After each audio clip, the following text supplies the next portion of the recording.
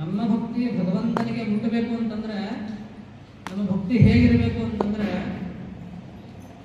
ಕಾಮಿಕ ಭಕ್ತತೆ ಅಧಮ ಅಂದ್ರೆ ನಿಷ್ಕಾಮ ಭಕ್ತಿ ಇರಬೇಕು. ಭಕ್ತೀಕರಣೆ ನಿಷ್ಕಾಮವಾದಂತಹ ಭಕ್ತಿ ನಾವು ಮಾಡಬೇಕು. ಅವಾಗ ನಾವು 10 ಜಪ ಮಾಡೋದು ಅನುಭವ ಹೋಗ್ತದೆ. ಆದರೆ ನಾವು ಅನೇಕ ವಿಷಯ ವಾಸನೆಗಳನ್ನ ನಾವು ಇಟ್ಕೊಂಡು ನಾಮಸ್ಮರಣೆ ಮಾಡಿದರೆ ಎಷ್ಟು ಮಾಡೋದು ಸಾಧ್ಯ. ನಾವು ಜಪಗಳಿಗೆ ಲಕ್ಷ್ಯ ಇರಂಗಿಲ್ಲ, ನಮ್ಮ ವಿಷಯಗಳಿಗೆ ಲಕ್ಷ್ಯ ಇರ್ತದೆ. ಅದಕ್ಕೆ ರಾಜಾನು ಹೇಳ್ತಾರೆ ಕಾಮಿಕ ಭಕ್ತತೆ ಅಧಮ. ಯಾರು ವಾಸನ ಇಟ್ಕೊಂಡು ಇಚ್ಛೆಗಳನ್ನ ಇಟ್ಕೊಂಡು ಭಕ್ತಿಯನ್ನ ಮಾಡ್ತಾರ ಅವ್ರು ಅಧಮ ಅಂತ ಹೇಳ್ಬಿಟ್ರು.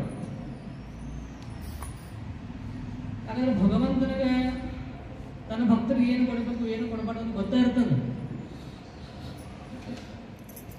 ಹೆಂಗ ಒಂದು ಮನ್ಯಾಗ 4 ಮಕ್ಕಳಿದ್ರೆ ತಾಯಿಗೆ ಆ ಮಗನಿಗೆ ಅದೇ ಬೇಕಂತ ಹೆಂಗೆ ಗೊತ್ತಿರ್ತಲ್ಲ, ಹಂಗ ಈ ಮನುಷ್ಯ ಅಂತ ಭಗವಂತನ ಮಕ್ಕಳೇ. ಅವ್ರು ಭಗವಂತಗೆ ಎಲ್ಲ ಗೊತ್ತಿದೆ ಯಾರಿಗೆ ಏನು ಕೊಡಬೇಕು ಅಂತ ಹೇಳಿ. ಆದ್ರೆ ನಾವು ಪ್ರಾಪ್ತ ಮಾಡುವಂತ ಮಾರ್ಗದಲ್ಲಿ ಇಲ್ಲ ಅಷ್ಟೇ. ಆ ಭಗವಂತ ಇದನ್ನ ಅನುಗ್ರಹವನ್ನ ಮಾಡಲಿಕ್ಕೆ. ಆದ್ರೆ ಅನುಗ್ರಹ ನಾವು ಪಡ್ಕೋಬೇಕು ಅಂತಂದ್ರೆ ಅನುಗ್ರಹ ಮಾರ್ಗದಲ್ಲಿ ಇರಬೇಕು. ಯಾಕೆ ಒಂದು ಊರಿಗೆ ಹೋಗ್ಬೇಕಾದ್ರೆ ಅನೇಕ ರಸ್ತೆಗಳು ಇರ್ತಾವ. ಒಂದು ಹಾದಿ ಒಳಗೆ ತೆಗ್ ಇರ್ತಾವ, ಮುಳ್ಳು ಇರ್ತಾವ, ಕಂಡಿ ಇರ್ತಾವ, ನೀರು ಇರ್ತಾವ. ಮತ್ತೊಂದು ಕಡೆ ರಾಜಮಾರ್ಗ ಅಂತ ಹೈವೇ ಇರ್ತದೆ, ಅಲ್ಲಿ ಏನೂ ಇರಂಗಿಲ್ಲ. ಸೀದಾ ಬಿಟ್ಟು ಸೀದಾ ಬೆಂಗಳೂರು ಹೋಗ್ಬಿಡ್ತೀವಿ, ಅಡೆತಡೆ ಇರಂಗಿಲ್ಲ, ಏನಿಲ್ಲ. ಅದು ಒಂದು ಮಾರ್ಗ ತೆಗ್ ಇರ್ತಾವ, ಕಂಟಿರ್ತಾವ. ಆದ್ರೆ ಹಂಗ ಆ ಭಗವಂತ ಒಂದ್ ಕಡೆ ಇದ್ದಾನ, ಅವನ್ನ ಮುಟ್ಟಬೇಕು ಅಂತಂದ್ರೆ ಅದಕ್ಕೆ ಏನಪ್ಪಾ ಅಂತಂದ್ರೆ ಭಕ್ತಿ ಮಾರ್ಗ ಇದೆ. ಆ ಭಕ್ತಿ ಮಾರ್ಗ ಹೆಂಗಿರ್ಬೇಕಂತ ಹೈವೇ ಇದ್ದಂಗೆ ಇರ್ಬೇಕು. ಅಂದ್ರೆ ಇಚ್ಛಾರಹಿತವಾಗಿರ್ಬೇಕು. ನಂಗೆ ಹೈವೇದಾಗ ನೋಡಿಲ್ಲ, ಬರೀ ತೆಗ್ಗಿರ್ತಾವ ಹೈವೇದಾಗ ಬಾರ್ ಹೋಗ್ಬೇಕಿರಂಗಿಲ್ಲ. ಬೆಳಗಾವ್ ಬಿಟ್ಟ ಸೀದ ಬೆಂಗಳೂರು ಹೋಗ್ಬಿಡ್ತೀರಿ ಹೈವೇ ಒಳಗ. ಹಂಗ ಭಗವಂತನ ಮಾರ್ಗ ಅಂತಂದ್ರೆ ಇದು ನಿಷ್ಕಾಮ ಭಕ್ತಿಯಿಂದ ಕೂಡಿದಂತಹ ಮಾರ್ಗ ಇದೆ. ಭಗವಂತನಿಂದ ಭಕ್ತರನ್ನ ದೂರ ಮಾಡೋದು ಯಾವ್ದಂತಂದ್ರೆ ಒಂದಿಂಥ ವಾಸನೆಗಳ ಇಚ್ಛೆಗಳೇ ಭಗವಂತ ಭಕ್ತರನ್ನ ದೂರ ಮಾಡುವಂತ. ನಾವು ಏನೋ ವಿಚಾರ ಮಾಡ್ತೀವಿ, ಹಂಗಾಗ್ಬಾರ್ದು. ಅದಕ್ಕೆ ನಾವು ಪಾರಾಯಣ ಉದ್ದೇಶ ಏನಂತಂದ್ರೆ ಅನೇಕ ಲೀಲೆಗಳ ಸ್ವಾಮಿ ಚೈತ್ರ ಓದಿರ್ತೀವಿ ನಾವು. ಅಂತ ಭಗವಂತ ಎಲ್ಲ ಇಚ್ಛೆಗಳನ್ನ ಕೂಡ ಮಾಡಿರ್ತಾನೆ. ಆದ್ರೆ ಚರಿತ್ರೆ ಎಷ್ಟು ಭಕ್ತರು ಭಗವಂತ ಅನುಗ್ರಹವನ್ನು ಬೇಡಿಕೊಂಡಾರ? ಇಲ್ಲವೇ ಕೆಲವು ಭಕ್ತರು ಎಲ್ಲ ಭಗವಂತ ಇಚ್ಛಾ ಎಲ್ಲ ಇಚ್ಛಾ ಪೂರ್ಣ ಮಾಡ್ಯಾನ. ಆದ್ರೆ ನಿಜವಾದಂತಹ ತತ್ವಜ್ಞಾನವನ್ನು ಎಷ್ಟು ಭಕ್ತರು ಕೇಳ್ಕೊಂಡಾರ? ಅಲ್ಪ ಜನ. ಅಂತ ಹೇಳಿ ಭಗವಂತ ಇನ್ನೊಬ್ಬ ಇಚ್ಛಾ ಪೂರ್ಣ ಮಾಡಿಲ್ಲ ಅಂತಲ್ಲ, ಎಲ್ಲರ ಇಚ್ಛೆನೂ ಪೂರ್ತಿ ಮಾಡ್ಯಾನ. ಹಂಗೆ ನಾವು ನಮ್ಮ ಮನಸ್ಥಿತಿಯನ್ನ ಬದಲಿಸಿಕೊಳ್ತಾ ಹೋಗ್ಬೇಕು. ಈ ವಾಸನೆ ಹೆಂಗಿರ್ತದೆ ಅಂತಂದ್ರೆ ನಖಮಾಂಸವು ಈ ಉಗುರು ಮಾಂಸ ಹೇಗೆ ಅಂಟ್ಕೊಂಡಿರ್ತಲ್ಲ, 2 ತೆಗಿಲಿಕ್ಕೆ ಬರ್ತದೆ, ತೆಗಿಲಿಕ್ಕೆ ಬರಂಗಿಲ್ಲ. ನಾವು ಉಗುರು ಕಟ್ ಮಾಡಿದ್ರೆ ಮಾಂಸನ ಹೊರ ಬರ್ತದ. ಹಂಗ ವಾಸನೆಗಳು ಹಂಗೆ ಮನುಷ್ಯನ ಬುದ್ಧಿಯ ಮನಸ್ಸನ್ನ ಬಿಟ್ಟು ಹೋಗ್ಲಿಕ್ಕೆ ಸಾಧ್ಯನೇ ಇಲ್ಲ. ಅದಕ್ಕೆ ನಾವು ಏನು ಮಾಡಬೇಕು ಅಂತಂದ್ರೆ ಅಖಂಡವಾಗಿ ಅನನ್ಯಪೂರ್ವವಾಗಿ ಭಗವಂತನ ನಾಮಸ್ಮರಣೆ ಮಾಡಬೇಕು. ಅವಾಗ ನಮ್ಮಲ್ಲಿರುವಂತಹ ವಾಸನೆಗಳು ದೂರ ಆಗ್ತವೆ. ಅದಕ್ಕೆ ವಿಠಬಾಯಿ ಒಂದು ಭಂಗ ಹೇಳ್ತಾಳೆ, ಕಾಳನ ಕೋಪಾಹಿ ಮಾಳನ ಕೋಪಾಹಿ ಶುದ್ಧ ಮನನೆ ಪಾಹಿ ನಮ್ಮ ತೀರ್ಥನ ಕೋಪಿರು ಯಾತ್ರಾನ ಕೋಕರು ಸದಾ ಏಕಾಂತರಾಹು ನಾಮಗೀತ. ಅಂದ್ರೆ ನಾಮಸ್ಮರಣೆ ಮಾಡೋದಂದ್ರೆ ಮಾಲೆ ಅವಶ್ಯಕತೆ ಇಲ್ಲ, ತಾಳದ ಅವಶ್ಯಕತೆ ಇಲ್ಲ. ಅದಕ್ಕೆ ಏನ್ ಬೇಕು? ಶುದ್ಧ ಮನನೆ ಪಾಹಿ.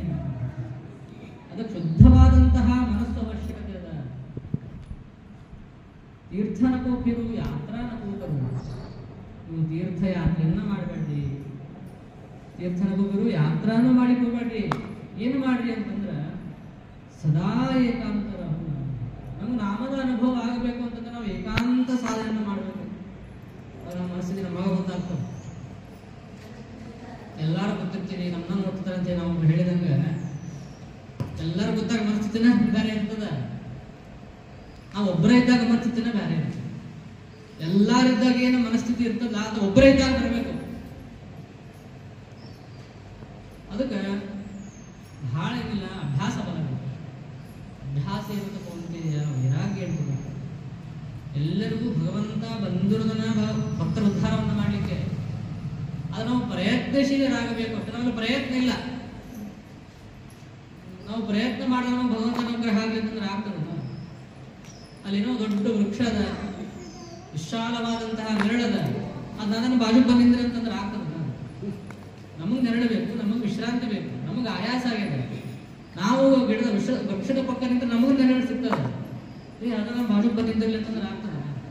ಹಂಗ ಭಗವಂತ ಯಾವಾಗಲೂ ಅಭಯ ಹಸ್ತ ಇಟ್ಕೊಂಡು ಕೂತಿರ್ತಾನವ, ತನ್ನ ಹತ್ರ ಬಂದವನು ಉದ್ಧಾರ ಮಾಡಬೇಕು ಅಂತ ಹೇಳಿ. ಆದ್ರೆ ನಾವು ಹೋಗ್ಲಿಕ್ಕೆ ತಯಾರಿಲ್ಲ. ಅಷ್ಟೇ ದೋಷ ನಮ್ಮಲ್ಲಿ ಅದ. ನಾವು ನಮ್ಮಲ್ಲಿ ದೋಷ ಇಟ್ಕೊಂಡು ಭಗವಂತನ ಬೈಲಿಕ್ಕೆ. ಅದಕ್ಕೆ ನಾವೆಲ್ಲರೂ ಕೂಡ ಆ ಭಗವಂತನ ಕೃಪೆಗೆ ಪಾತ್ರರಾಗಲಿಕ್ಕೆ ಪ್ರಯತ್ನ ಮಾಡೋಣ. ನಿತ್ಯ ನಾಮಸ್ಮರಣೆಯನ್ನ ಮಾಡೋಣ. ಯಾಕಂದ್ರೆ ನಾಮದ ಮಹತ್ವ ಅತ್ಯಂತ ಬಹಳ ಅದ. ನಾವು ದಿವಸ ಒಂದೊಂದು ಮಾಲಿ ಮಂಡಲ ಕೂತ ಅನುಭವ ಆಗೋದಿಲ್ಲ. ನಿತ್ಯವಾಗಿ ಒಂದು ನಾಮಸ್ಮರಣೆ ಮಾಡಬೇಕು, ಅಖಂಡವಾಗಿ ಮಾಡಬೇಕು. ನಾಮದ ಮಹತ್ವ ನಾವು ಯಾವಾಗ ಅಖಂಡತೆಯಿಂದ ಮಾಡ್ಕೊಂಡು ಹೋಗ್ತೀವಲ್ಲ ಅವಾಗ ನಾಮದ ಅನುಭವ. ಒಂದು ಸತ್ ಮಾಲಿ ಮಾಡಿದೆ, ಇವತ್ತು ಬೇಡಪ್ಪ ಬೇಜಾರ, ಮತ್ತೆ ನಾಳೆ ಮಂಡ ಹಾಕ್ಬಿಡು, ಮತ್ತೊಂದು 4 ಮಾಲಿ ಮಾಡಿದ್ದೆ. ಹಿಂಗೆ ಮಾಡಿದ್ರೆ ನಾಮದ ಅನುಭವ ಆಗುವುದಿಲ್ಲ. ಅದಕ್ಕೆ ನಿರಂತರತೆ. ಈಗ ನಾವು ತುಪ್ಪವನ್ನು ಸುರಿದಾಗ ಅಖಂಡವಾಗಿ ಬೆಳೆದಲ್ಲ, ಹಂಗೆ ನಮಗೆ ನಿರಂತರವಾದಂತಹ ಭಕ್ತಿ ಇರಬೇಕು. ಕಷ್ಟಕಾಲದಿಂದ ಭಕ್ತಿ ಬರಬಾರ್ದು. ಕಷ್ಟಕಾಲ ಭಕ್ತಿ ಬಂದ್ರೆ ಅದು ಸ್ವಲ್ಪ ಅಲ್ಪ, ಕಷ್ಟ ಬರಲಿ ದುಃಖ ಇರಲಿ, ನಿರಂತರವಾದಂತಹ ಭಕ್ತಿ, ಅನನ್ಯ ಭಕ್ತಿ ಇರಬೇಕು. ಏನು ಭಗವಂತ ಕಷ್ಟಪಟ್ಟರು ಕೂಡ ನಾನು ಸ್ವೀಕಾರ ಮಾಡ್ತೇನೆ, ಅದು ನಿನ್ನಿಂದನೇ ಬಂದದ, ನಾನು ಅನುಭವಿಸ್ತೀನಿ ಅನ್ನೋ ಮನೋಧೈರ್ಯ ನಮ್ಮಲ್ಲಿ ಇರಬೇಕು. ಅವಾಗ ಭಗವಂತ